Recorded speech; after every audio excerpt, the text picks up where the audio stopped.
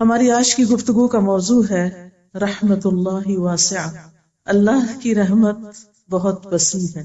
سوال یہ پیدا ہوتا ہے کہ رحمت کہتے کس کو ہے؟ رحمت ہے کیا چیز؟ عام زبان میں رحمت کا لفظ استعمال ہوتا ہے دل کی نرمی کے لیے، دل کا نرم ہونا، کسی پر شفقت اور مہربانی کرنا۔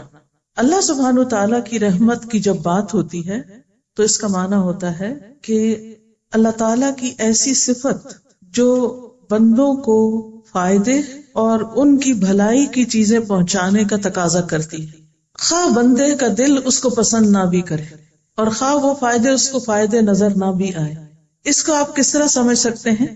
ایک ماں اپنے بچے کے لیے بڑی مہربان ہوتی، بہت رحیم اور شفیق ہوتی۔ انسانی رشتوں میں سے سب سے زیادہ مہربانی کا، شفقت کا، محبت کا رشتہ ماں کا رشتہ ہوتا ہے، والدین کا رشتہ ہوتا ہے۔ لیکن کیا ماں ہر وقت اپنے بچے کی مرضی پہ چلتی؟ نہیں، کبھی وہ بچے کے ساتھ پیار کرتی، کبھی وہ بچے کے ساتھ لاڈ کرتی ہے، لیکن کبھی بچے کے ساتھ سختی بھی کرتی، کبھی بچے کو اس کی پسند کی چیز دیتی ہے، کبھی بچے کو اس کی پسند کی چیز سے روک بھی دیتی۔ اور یہ روکنا جو ہے یہ بھی اس کی شفقت اور مہربانی ہی ہوتا ہے، کیونکہ بچہ تو ناسمجھ ہے، اس کو تو نہیں پتا کہ اس کے لیے کیا چیز اچھی اور کیا اچھی نہیں۔ وہ تو یہی چاہتا ہے اپنی ناسمجھی میں کہ جو چیز اس کو اچھی لگتی ہے بس اسے وہ مل جائے۔ ہمارا حال بھی کچھ ایسا ہی ہے۔ ہم جب کہتے ہیں یا اللہ تو ہم پہ رحمت فرما، مہربانی کر، تو اصل میں ہم کیا کہہ رہے ہوتے ہیں کہ اللہ جو ہمیں پسند ہے، جو چیز ہم چاہتے ہیں، جس چیز کو ہمارا دل چاہتا ہے بس وہ ہو جائے۔ اب ایسا تو نہیں ہو سکتا، اور رحمت اس کا نام بھی نہیں۔ ہو سکتا ہے کہ ہمارے لیے اس کی شفقت اور اس کی مہربانی ہمارے نفس کے خلاف جانے میں ہو، اس سے ہمارے اندر زیادہ میچورٹی آ سکتی ہو، اس سے ہمارے اندر زیادہ خیر آ سکتی، وہ ہمارے لیے زیادہ اچھی ہو۔ کبھی کبھی کڑوی دوا جو ہے وہ میٹھی گولی سے، بلکہ میٹھی گولی سے ہے ہی اچھی، یعنی جو شفا آپ کو کڑوی دوا سے حاصل ہوتی ہے یا دوا کھا کے حاصل ہوتی ہے، وہ چاکلیٹ کھا کے تو حاصل نہیں ہوتی، بلکہ میٹھی چیزیں تو الٹا انسان کے لیے نقصان دہ ہی ہوتی۔ تو اگر انسان کی زندگی میں ہر وقت آسانیاں ہی ہو جائیں، ہر وقت سہولتیں ہی ہو جائیں، ہر وقت مرضی کے مطابق ہی ہر کام ہوتا جائے، تو اس چیز سے انسان کا نفس بڑا موٹا ہو جاتا ہے، بعض اوقات اس کے اندر سرکشی آ جاتی، تکبر اور غرور آنے لگتا ہے، وہ اپنے آپ کو بڑی چیز سمجھنے لگتا ہے، وہ سمجھتا ہے کہ میں تو بہت اچھا ہوں، اسی لیے میرا سارا معاملہ بہت ہی اچھا ہے، میرے لیے ہر چیز بہت آسان ہے۔ تو اللہ سبحانہ وتعالی جب اپنے بندوں پر رحمت فرماتا ہے تو اس کی رحمت کے مختلف طرح کے مظاہر ہوتے ہیں، اور ویسے بھی رحمت کی دو قسمیں ہیں، ایک عام قسم ہے اور ایک خاص قسم ہے۔ رحمت عام جو ہے اللہ تعالیٰ کی، وہ مسلم، کافر، نیک، گناہگار، انسان، حیوان، نباتات سب کے لیے ہے۔ وہ خاص رحمت سب پر ہے، خواہ کوئی اس کا وفادار ہے یا نہیں ہے، وہ سب کے لیے مہربان ہے، وہ سب کو رزق دے رہا ہے، سب کو زندگی سے لطف اندوز ہونے کا موقع دے رہا ہے۔ اللہ سبحانہ وتعالیٰ کا ارشاد ہے رحمتی وسعت کل شیء، میری رحمت ہر چیز کو گھیرے ہوئے ہے۔ سورۃ غافر آیت 7 میں آتا ہے وسعت کل شیء رحمتا، تو نے اپنی رحمت اور علم سے ہر چیز کا احاطہ کر رکھا ہے، یعنی تیری رحمت ہر چیز کو گھیرے ہوئے ہے۔ دوسری قسم جو رحمت خاص ہے، وہ اللہ سبحانہ وتعالیٰ کی رحمت اس کے خاص بندوں جیسے انبیاء، رسل، اولیاء اور مومن بندوں کے ساتھ ہے، اور یہ خاص رحمت ہے۔ قرآن مجید سورۃ الاحزاب میں آتا ہے وَكَانَ بِالْمُؤْمِنِينَ رَحِيمًا، اور اللہ مومنوں پر بڑا مہربان ہے، بہت مہربان ہے، یعنی ایمان والوں پر وہ ہمیشہ ہی بڑا مہربان ہے۔ ایک اور جگہ پر آتا ہے سورۃ التوبہ میں اِنَّهُ بِهِمْ رَءُوفٌ رَحِيمٌ، کیونکہ اللہ مسلمانوں پر بڑا مہربان اور رحم کرنے والا ہے۔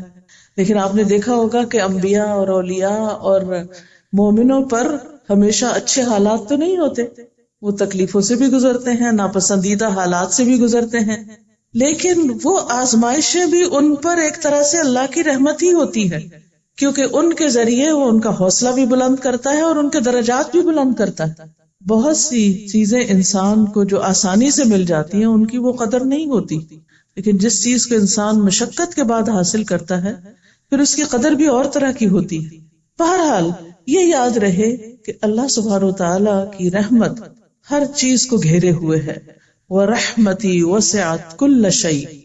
اسی طرح حاملین عرش فرشتے جو ہیں، جو عرش اٹھائے ہوئے ہیں، وہ اللہ سبحانہ و تعالی کی رحمت کے بارے میں کہتے ہیں الذین یحملون العرش ومن حولہ یسبحون بحمد ربہم ویؤمنون بہ ویستغفرون للذین آمنوا ربنا وسعت کل شیء رحمتا وعلما فاغفر للذین تابوا واتبعوا سبیلک وقہم عذاب الجحیم.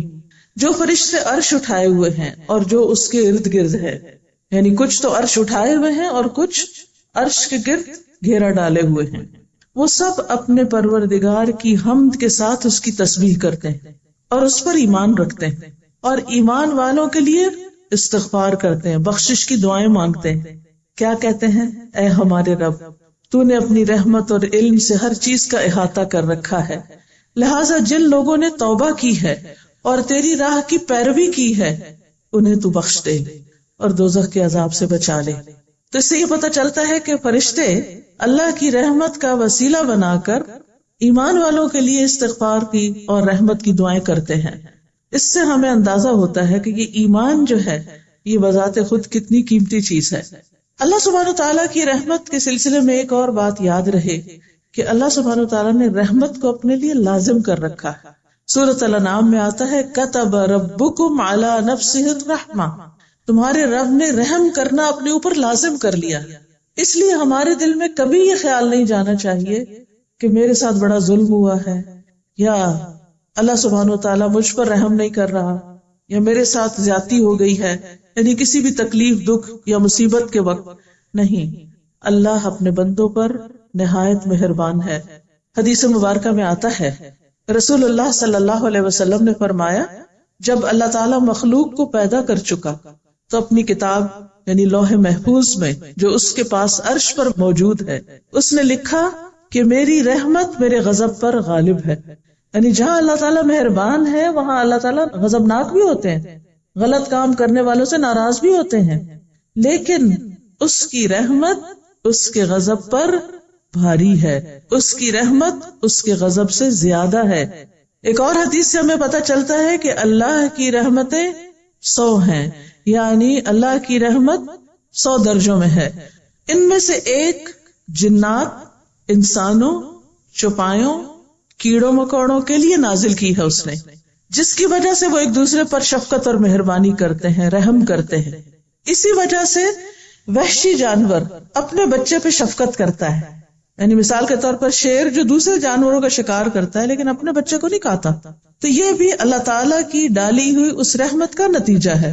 اور جو 99 حصے ہیں اس کی رحمت کے، وہ اللہ سبحانہ و تعالیٰ نے قیامت کے لیے مخصوص کر رکھے ہیں، جو اپنے بندوں پر خاص رحمت کرے گا، یعنی اپنے بندوں کو رحمت سے نوازے گا. دنیا میں بھی انسان کو اس رحمت کی ضرورت ہے، لیکن حقیقت یہ ہے کہ قیامت کے دن ہم سب کو اس کی بہت زیادہ ضرورت ہے. اور یاد رکھیے کہ کوئی بھی شخص اللہ کی رحمت کے بغیر جنت میں جا ہی نہیں سکتا، کیونکہ ہم میں سے کوئی شخص عمل کے ساتھ جنت کی قیمت نہیں چکا سکتا. کہ اگر ہم میں سے کوئی یہ سمجھے نا کہ میں نے تو اتنے اچھے کام کر لیے کہ اب تو جنت میرا حق بن گئی یا میں اس کی حقدار ہو گئی، تو یہ غلط فہمی ہے. ہم میں سے کوئی بھی جنت کا حقدار نہیں ہے، یہ اللہ کی رحمت ہے کہ وہ ہمیں اپنی رحمت سے اس میں داخل کرے. اور جنت کا ایک نام بھی رحمت رکھا ہے اللہ نے. اللہ تعالیٰ فرماتے ہیں انتی رحمتی، تو میری رحمت ہے، ارحم بکی من اشاء، تیرے ذریعے میں رحمت کروں گا جس پر میں چاہوں گا. تو اللہ تعالیٰ جس پر چاہتا ہے رحمت فرماتا ہے. لیکن یہ ہمیشہ یاد رہے کہ اللہ کی رحمت بہت وسیع ہے. رسول اللہ صلی اللہ علیہ وسلم نے فرمایا، اور یہ صحیح مسلم کی روایت ہے، اللہ نے آسمان اور زمین کی پیدائش کے دن، یعنی جس دن آسمان اور زمین بنے تھے، اس دن 100 رحمتوں کو پیدا کیا تھا. ہر رحمت آسمان اور زمین کے درمیانی خلا کے برابر ہے، اتنی زیادہ ہے. یعنی زمین سے لے کر آسمان تک یہ جو خالی جگہ آپ کو نظر آتی ہے، اس میں سے ہر رحمت یعنی 100 جو رحمتیں ہیں ان میں سے ہر رحمت اتنی زیادہ ہے جس سے زمین سے آسمان تک کی ساری خلا بھر جائے. اس سے آپ اس کی رحمت کی وسعت کا اندازہ لگا سکتے ہیں. جب ہم کہتے ہیں نا رحمت اللہ واسع، جب آپ نے اس لیکچر کا ٹائٹل سنا ہوگا یا پڑھا ہوگا تو آپ سوچ رہے ہوں گے کہ اچھا اللہ کی رحمت وسیع ہے، کتنی وسیع، تو اس کا ہم اندازہ نہیں کر سکتے، لیکن اس کی وسعت کا اندازہ ہماری عقل جو ہے وہ مادی چیزوں کو دیکھ کے بات زیادہ سمجھتی ہے، تو ہمیں سمجھانے کے لیے بتائے گئے کہ اتنی زیادہ ہے جیسے زمین اور آسمان کے درمیان کی خلا کی جگہ ہے. اور اس میں سے ایک رحمت جو ہے ان 99 میں سے، جن میں سے ہر ایک اتنی دفعہ نہیں، اس کو 99 سے ملٹیپلائی مزید کر لیں، ان میں سے بس صرف ایک حصہ زمین پر اتارا گیا ہے، جس کی وجہ سے جانور، پرندے، چرندے، انسان، حیوان، یہ سارے آپس میں ایک دوسرے سے محبت کرتے ہیں. یہ جو ہمارے دلوں میں انسانوں کے ساتھ شفقت، محبت اور رحمت کے جذبات ہیں، یہ بھی دراصل ہمارے ذاتی نہیں ہیں، یہ بھی اللہ کی دین ہے. اللہ دلوں میں ڈالتا ہے تو ہم دوسروں کے ساتھ شفقت کا معاملہ کرتے ہیں. ورنہ آپ دیکھیں کہ ہمارے اندر ہمارے نفس کا شر بھی ہے، شیطان کے وسوسے بھی ہیں، اور انسان چھوٹی چھوٹی باتوں پر جلد غضبناک بھی ہو جاتا ہے، ناراض بھی ہو جاتا ہے. ان وسوسوں کی وجہ سے بدگمان بھی بہت جلدی ہوتا ہے. لیکن اللہ سبحانہ وتعالیٰ کی جو رحمت ہے جس بندے پر ہو جائے، پھر اس کے اندر نرمی بھی آ جاتی، اس کے اندر برداشت آ جاتی، اس کے اندر حسن ظن آ جاتا ہے، وہ دوسروں کا خیر خواہ ہو جاتا ہے، وہ دوسروں کے ساتھ شفقت اور محبت کا سلوک کرتا ہے. اور یہ سارا دراصل اس پر اللہ کا انعام ہوتا ہے کہ جس کی بنا پر وہ دوسروں میں یہ نرمی بانٹ رہا ہوتا ہے. یہ اللہ کی دین ہوتی ہے، یعنی اللہ کی رحمت ہوتی ہے اس پر. اور جن کے ساتھ وہ کر رہا ہوتا ہے ان پر بھی اصل میں اللہ کی رحمت ہوتی ہے کہ ان کو اس رحمت میں سے ایک حصہ ملتا ہے، اس محبت میں سے ایک حصہ ملتا ہے. ورنہ کس کی مجال اور کس کی توفیق کہ کوئی کسی کے ساتھ رحمت اور مہربانی کا سلوک کرے اور یہ رحمتیں اور محبتیں بانٹتا پھرے. یہ انسانوں کے بس کی بات نہیں، یہ بھی سراسر اس کی محبت ہی کی وجہ سے ہے، اس کی رحمت کی وجہ سے ہے. لیکن یہ صرف کیا ہے؟ 1%، ایک حصہ. فیصد کا مطلب ہوتا ہے 1%، یعنی 100 رحمتوں میں سے 1%، جس کی وجہ سے یہ ہم سب ایک دوسرے کے ساتھ شفقت اور مہربانی کا سلوک کرتے ہیں. اور جیسے ایک اور حدیث میں آتا ہے کہ اسی سبب سے جانور اپنا کھر اپنے بچے سے اٹھا لیتا ہے، اس پر رحمت کرتے ہوئے اور اس بات سے ڈرتے ہوئے کہ اس کو کہیں کوئی نقصان نہ پہنچ جائے. تو وہ بھی دراصل اللہ سبحانہ و تعالیٰ کی ڈالی ہوئی رحمت ہوتی ہے اس جانور کے دل کے اندر، جس کی وجہ سے وہ اپنے بچے کے ساتھ نرمی کا سلوک کر رہا ہوتا ہے. پھر اسی طرح ایک اور حدیث کے الفاظ میں آتا ہے یہاں تک کہ گھوڑا اپنے بچے پر پاؤں نہیں مارتا. ویسے تو کوئی اس کے قریب جائے نا، گدھا یا گھوڑا یا دلتی مارتا ہے تو اس کے قریب نہیں آتا، لیکن وہ اپنے بچے کو نہیں مارتا. کیوں نہیں مارتا؟ کیونکہ اللہ نے اس کے بچے کے لیے اس کے اندر ایک شفقت اور رحمت رکھی ہے. تو یاد رکھیے کہ جو شخص اللہ کی رحمت کو جان لے اور اس کو پہچان لے، وہ کبھی بھی اللہ کی رحمت سے مایوس نہیں ہوتا، اس کے اندر پھر مایوسی نہیں آتی.